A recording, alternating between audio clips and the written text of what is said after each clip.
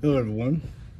For this section of cardiovascular diseases, specifically cardiac diseases, it's important for us to understand one important principle or strategy for dealing with those who have suffered for these events. Typically, this is not something that it can be one singular event that they're recovering from. It can sometimes be a disease they're continually dealing with, a chronic one.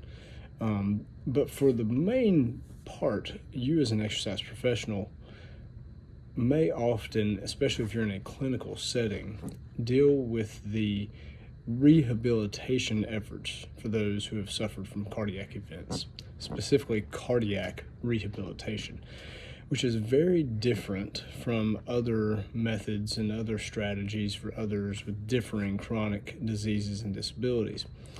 Hospitals, many of them specifically, have cardiac rehabilitation centers that are usually married with or tied to the exercise physiologists or the clinical settings in the hospital if they have such offerings. But for you, that is specifically one aspect of this I want you to understand is what is cardiac rehab, what are the phases, and how does that look for you as an exercise professional? So imagine you have someone who has suffered from a cardiac event, such as a heart attack.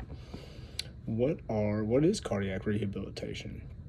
Well, it's essentially helping that person to overcome, to recover from the event that they've suffered simultaneously while they're going through the medicines, the other treatments to get them back on their feet. Years ago, 50, 60 years ago, it would have been recommended that person sit still, that they rest and they recover as much as possible. While that's still the case, and we do have to be cautious, the research has now shown that the sooner we can get them moving and the sooner we can get that heart exercising, the better, because most of the time, what has led to this type of illness is being sedentary, differing inactive lifestyles.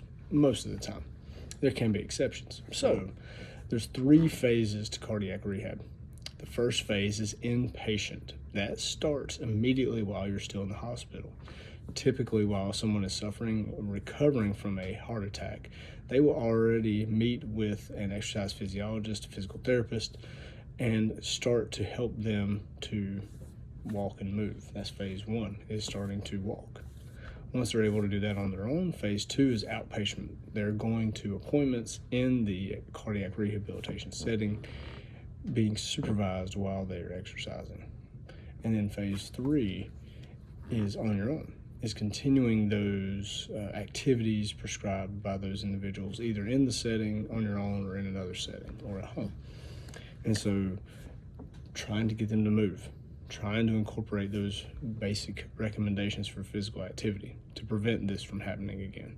So consider that as you read these chapters this week.